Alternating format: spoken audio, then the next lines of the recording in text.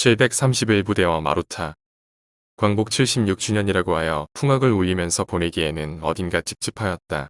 일본 아베 총리 이후 일본 위정자들이 지니고 있는 과거사에 대한 인식이 우주인의 것이 아닌가 싶을 정도로 엉뚱하고 왜곡되어 있어 여간 심사가 뒤틀리지 않아서다.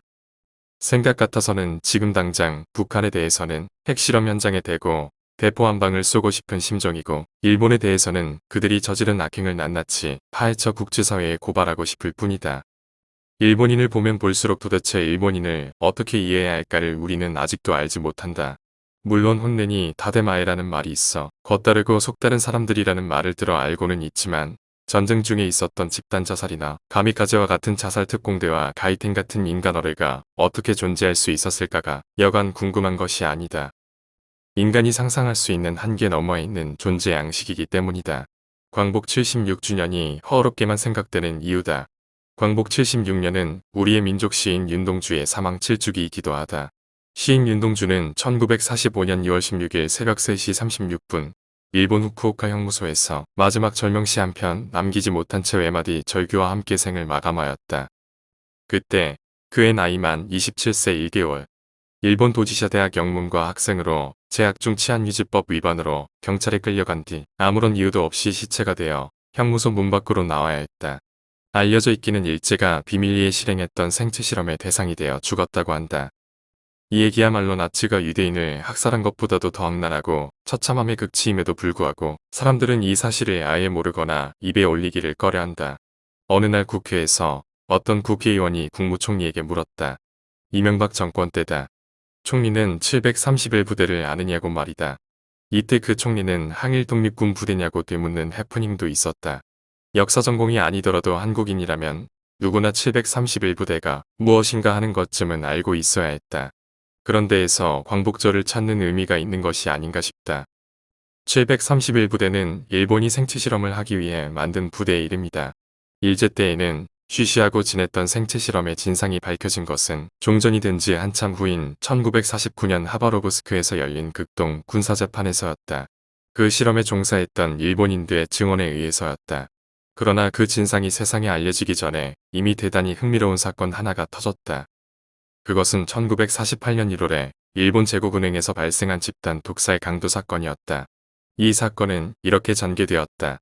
도쿄 후생성에 근무하는 의학 박사라는 사람이 나타나 은행 근처 우물에서 이제 감염원이 검출되었기 때문에 모든 은행원들에게 방역 조치를 해야 한다고 하면서 은행원 한 사람 한 사람에게 청산가리 같은 약을 복용토록 했다. 그것도 2번에 걸쳐서 먹도록 했다. 그 범인은 작은 전쟁 중에 사용하던 군용 가방을 가지고 있는 데다가 도쿄의 방역법 마크가 있는 완장을 차고 있었기 때문에 아무도 의심하지 않았던 것이다. 전후이지만 눈에 아주 익숙해 있는 모습이기에 더더욱 의심 없이 받아들였을 것으로 보인다.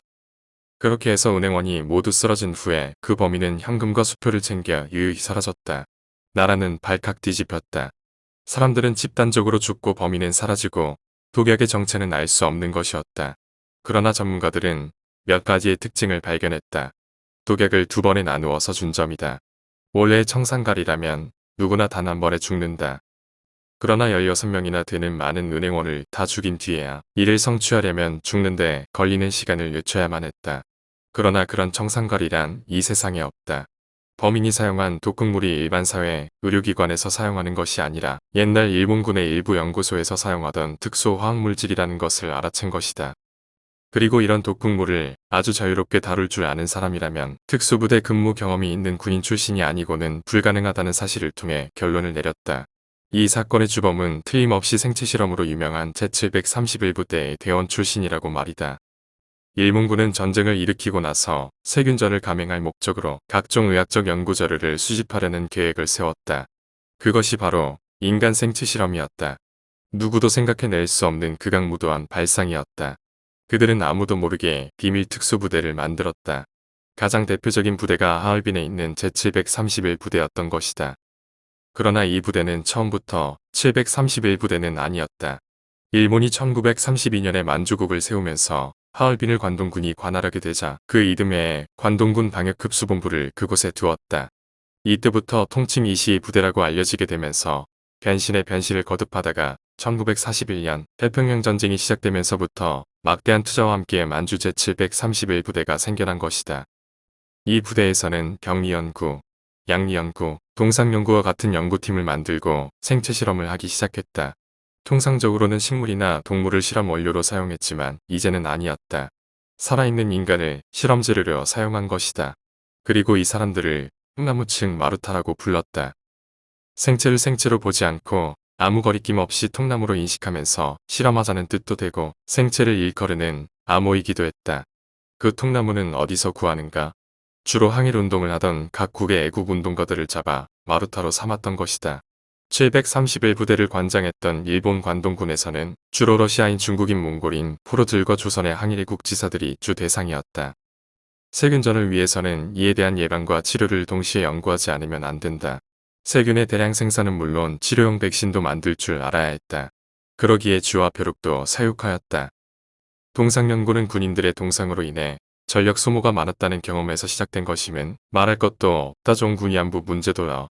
일전쟁 당시 일본군의 상당수가 성병으로 인해 전력 손실을 당한 경험을 살려 정부의 정책으로 추진되었던 것이다.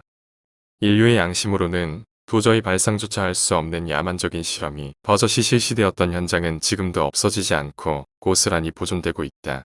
중국에서는 이 현장을 영구 보존하려 하고 있다. 1945년 일본 관동군은 항복하기 전 731부대의 비밀을 은폐하기 위해 각종 세균탄이나 실험용 시설들을 파괴하고 또 일부는 특수소송이라는 이름으로 일본으로 반입하기도 했다.